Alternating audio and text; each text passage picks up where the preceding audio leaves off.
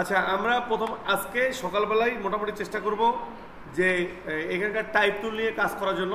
তো টাইপ টুল নিয়ে কাজ করার প্রথম কাজ হলো, যদি আপনি টাইপ টুল নিয়ে কাজ করেন, টাইপ টুল মানেই হলো এই আপনি আর্টবোর্ডে লিখবেন।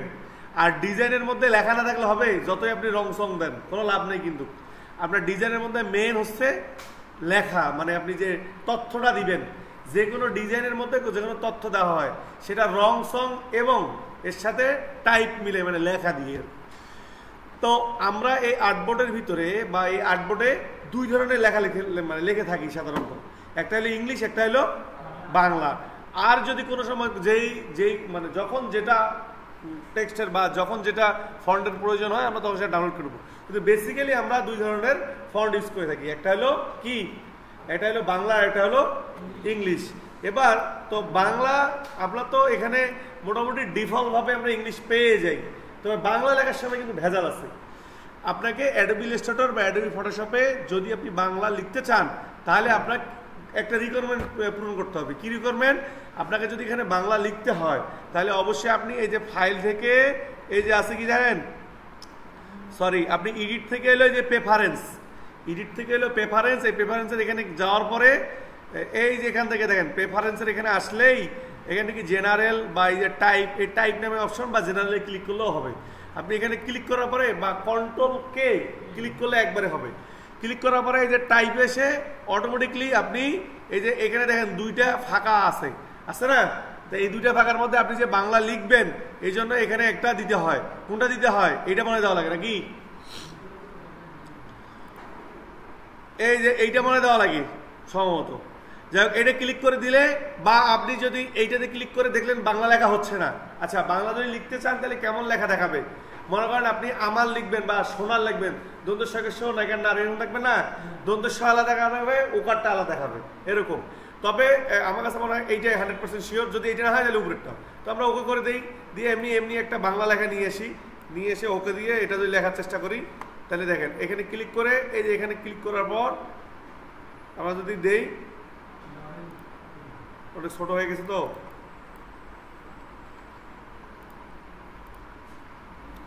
এর সাইজটা বাড়াই দিই।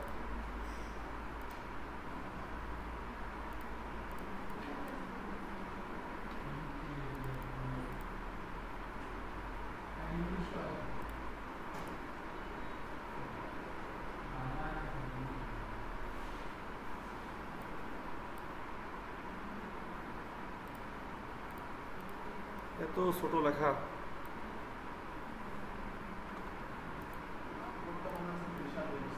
হ্যাঁ এই জন্য তেমন হচ্ছে না। ওরে জ্বালা, ছিল কি ইঞ্চিতে ছিল আর কি 1100,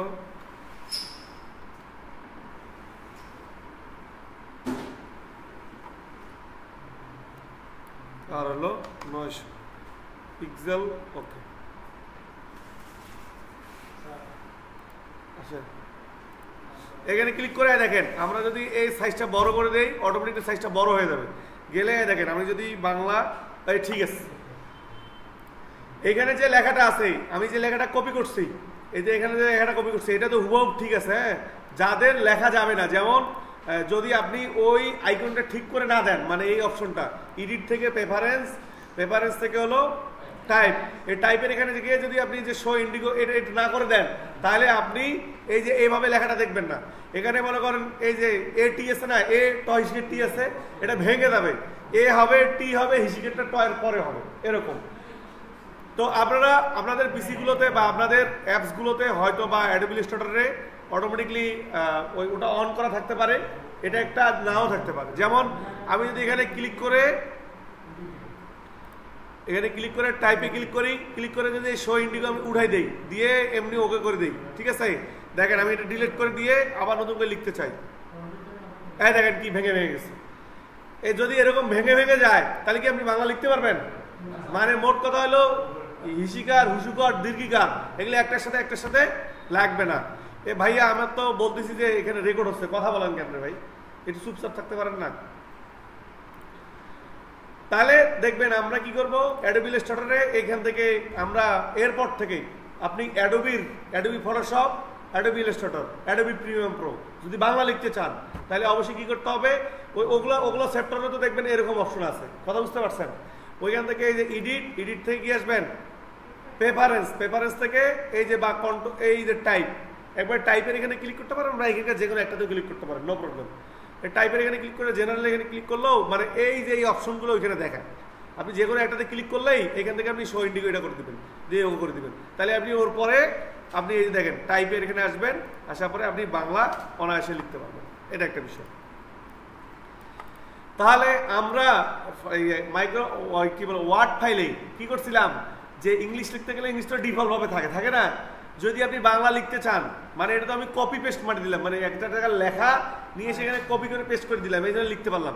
কিন্তু আমার যদি এখানে বাংলা লিখতে হয়, আমি কিবোর্ড দিয়ে লিখবো, তাহলে আমার এখানে কি করা প্রয়োজন, বাংলা কিবোর্ড থাকা প্রয়োজন আছে, হয় বিজয় বাহান্ন নয়তো অব্র, যে কোনো একটা থাকতে হবে, তাহলে কিন্তু আপনি লিখতে পারবেন কিবোর্ড দিয়ে।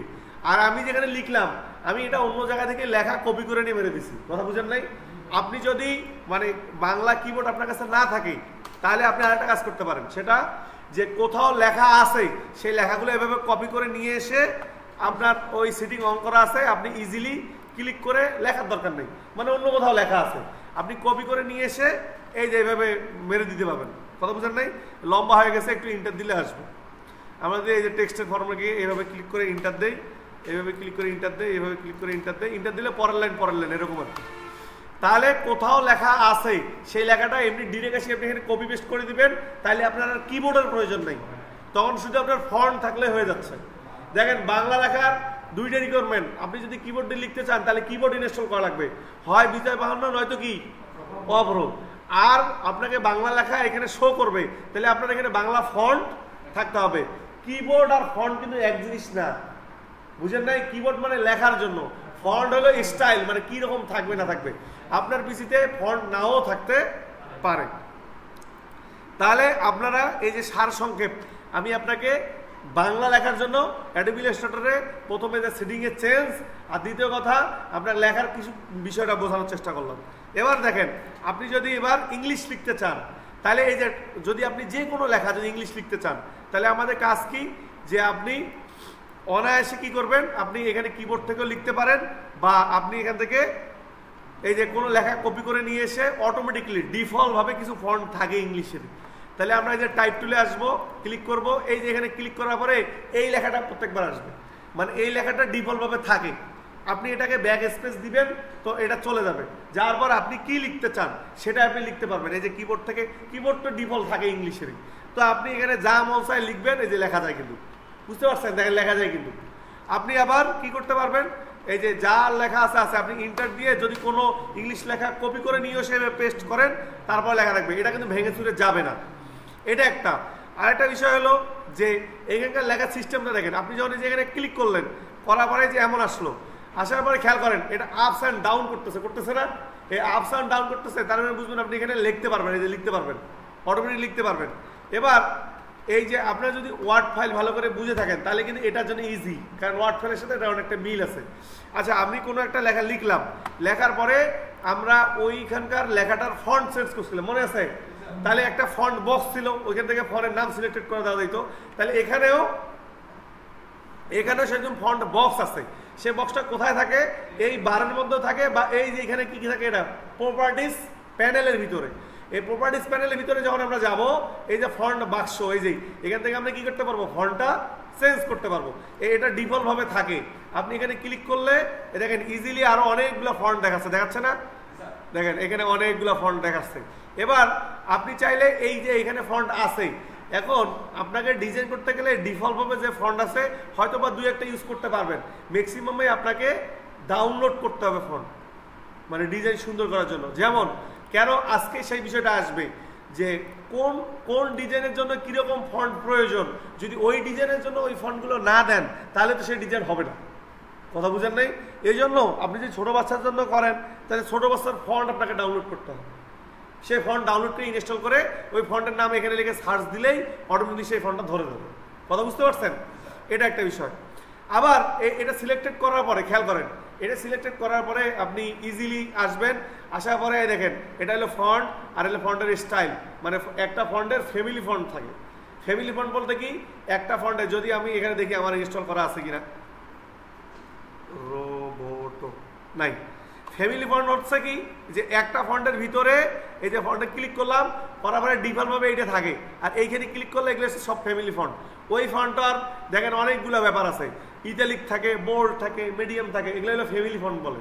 মানে যেগুলোর ওরা একই রকম একই ফন্ট কিন্তু বিভিন্ন স্টাইলে দেখায়। দেখেন আমি এটা ক্লিক করি তাহলে এরকম দেখায়, এটা ক্লিক করলে একটু ইটালিক মানে একটু কি বাঁকা বাঁকা দেখায়, তারপরে দেখেন মিডিয়াম টাইপের থাকে। আমি আবার ওই ফন্টটা বোল্ড করতে চাইলে বোল্ড হয়। কিছু কিছু ফন্ট আছে ওই ফন্টটা চিকন মানে চিকন, ওটা আর বোল্ড হয় না। কথা বুঝেন নাই? ওই ফ্যামিলি ফন্টের ওই অপশনটা নাই। তো যাই হোক, আমরা যখন এখানে ফন্ট দিব, এবার আসেন এই যে এইখানকার অপশন, আমি চাইলে এই ফন্টটার ভিতরে এই ফন্টটা এরকম আছে, আমি চাইলে এই ফন্টটাকে একটু বড় করে দিতে পারি। দেখেন এখানে ক্লিক করলে ফন্টটা বড় হবে, মাইনাস করলে কি হবে, এখানে এই যে স্ক্রল ডাউন, আপনি যদি চাকাটা ঘুরান এবং বড় করেন তাহলে ইজিলি দেখেন বড় আর ছোট হচ্ছে। ঠিক আছে, আচ্ছা এটা হলো বেসিক বিষয়। তাহলে আমরা প্রথমত এই সেটিংগুলো সবগুলো দেখাবো। আপনাকে প্রথমত বুঝতে গেল যে প্রথমটা নিতে গেলে আপনি এটা টাইপ টুল, এই টাইপ টুলে এখানে ক্লিক করলে অটোমেটিকলি লেখা আসে, আমি লিখতে পারি। এই সাধারণ কনসেপ্টটা বুঝতে পারছেন তো? ভিতরে কি আছে এগুলো পরে। আপনি এমনি টাইপ টুল নেবেন, এই যে এইভাবে আসবেন, এসে টাইপ টুল সিলেক্টেড করে ক্লিক করেন একবার, আর লিখতে পারেন। একটু বুঝেন কিনা, আর পরবর্তী লাইনে গেলে আপনি ইন্টার দেন। এটা তো আপনি গিয়ে তো শিখছেন, ওয়ার্ড ফাইলে তো শিখছেন, শিখেন নেই যে ইন্টার দিলেই পরবর্তী নেক্সট ফাইলে যায়, নেক্সট লাইনে চলে যায়। তো এই একটা বিষয়। আর একটা বিষয় হলো যে আপনি এই টাইপ টুলের মাধ্যমে এখন আপনার হলো ডিজাইন হলো এইটা। এবার আপনারা খেয়াল করেন, আপনারা ওই ওয়ার্ড ফাইলে যখন লিখছিলেন ওই যে সিগনেচার থাকতো এই যে এক সাইডে, ওই বক্স নিয়ে তারপরে অ্যাড এক্স করে করছিলেন না, মানে নির্দিষ্ট বক্সের ভিতর লিখতে চাইছিলেন না। তাইলে দেখেন আপনি চাইলে এইটাতে কি করতে পারেন, যে আমার কিছু লেখা আছে, এই লেখাটা এই নির্দিষ্ট এরিয়ার মধ্যে থাকবে।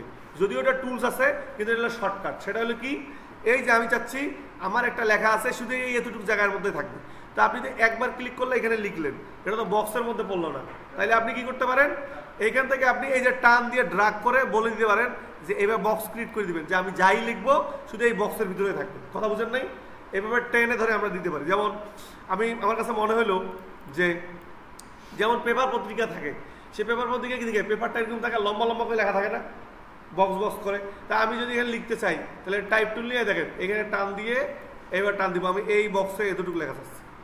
আবার দেখেন এই বক্সটা শেষ হয়ে গেলে এটা কন্ট্রাস্টের ভিতরে কপি করে আপনি আর একটা আবার এখানে বক্স দিয়ে দিবেন। কথা বুঝেন নাই? এড়িয়ে দিলেন। তাহলে দেখেন আপনি ইজিলি টাইপ টুল নিয়ে এই যে যা লিখবেন এখানে লম্বায় ভার্টিক্যালে আসতে থাকবে। দেখেন যা লিখবেন না কেন দেখেন অটোমেটিকলি লাইনটা আলাদা আলাদা হয়ে যাচ্ছে। কথা বুঝেন নাই? আবার আপনি আবার সেই লেখাটাকে এই বক্স হিসেব করে এটা আলাদা বক্স, এটা আলাদা বক্স, মানে আপনি ওই টাইপ টুলটার মাধ্যমেই একবারে দুটো কাজ করা যায়। একটা হলো নর্মালভাবে লেখা যায়, আর এটা হলো চাইলে আপনি নির্দিষ্ট বক্স করেও লিখতে পারবেন। এটা হলো টাইপ টুলের চরিত্র গেল। এবার আসেন নিচেরটা। এই যে নিচেরটার নাম কি হচ্ছে, এটার নাম কি, এরিয়া টাইপ টুল। এরিয়া টাইপ টুল মানে এটা বোঝা যাচ্ছে যে আপনি আগেই নির্দিষ্ট কোনো শেপ ক্রিয়েট করে দিয়ে ওর মধ্যে এরিয়া করে কাজ করতে পারেন। কীরকম, আপনি যদি চান এই যে আমি এখানে ক্লিক করে কোনো একটা শেপ ক্রিয়েট করি, আচ্ছা এমনি একটা শেপ ক্রিয়েট করি, রেক্টেঙ্গুলার নিই, নিলাম। নেওয়ার পরে খেয়াল করেন আমি যাচ্ছি এই শেপের ভিতরেই শুধু লেখা থাকবে, যেটা একটু আগে আমি দেখাইলাম নিজে ড্রাগ করে না, আর এটা আপনি আগে শেপ ক্রিয়েট করে করবেন। এখন এটা সিলেক্টেড থাকা অবস্থায় আপনি যদি এখানে গিয়ে এই যে এরিয়া টাইপ টুল আছে এখানে ক্লিক করেন, করার পরে যে দেখেন মাউসের কাজটা এমন আসবে। আসার পরে দেখেন যখন এখানে আসবেন, আসার পরে কিন্তু এরকম করে ক্লিক করলে দেখাচ্ছে কি এটা হইল না। আপনাকে এই এরিয়া টাইপ টুল নিতে গেলে কোনো শেপের এই পাতের এখানে ক্লিক করতে হবে, এই যে পাতের এখানে ক্লিক করা লাগবে, তাহলে অটোমেটিকলি ওই এরিয়ার ভিতরে লেখাটা ধরে নিবে। দেখেন আপনি যাই লেখেন না কেন ওই নির্দিষ্ট এরিয়ার মধ্যে, মানে আপনি আগে থেকেই কোনো শেপ ক্রিয়েট করে দিয়ে বলতে পারেন যে এইটা ভাই এরিয়ার মধ্যে লেখা যায়। কথা বুঝেন নাই? এই যে আপনি পেন টুল দিয়ে নিজের ইচ্ছা মতো একটা শেপ ক্রিয়েট করবেন, করার পরে এই যে আমি নিজের ইচ্ছা মতো পেন টুল দিয়ে একটা শেপ ক্রিয়েট করলাম, এখন আমি যা লেখা লিখবো সবগুলো এর ভিতরেই থাকবে। তাহলে আপনি এখান থেকে যাবেন এরিয়া টাইপ, এর গায়ের উপর ক্লিক করবেন, করার পরে দেখেন ওই এরিয়ার ভিতরে যা লেখা থাকবে শুধু সেটা লিখতে পারবেন। তাহলে আমি যদি দেখেন এখানে সুন্দরভাবে কোনো ইংলিশ লেখা কপি করে নিয়ে আসি,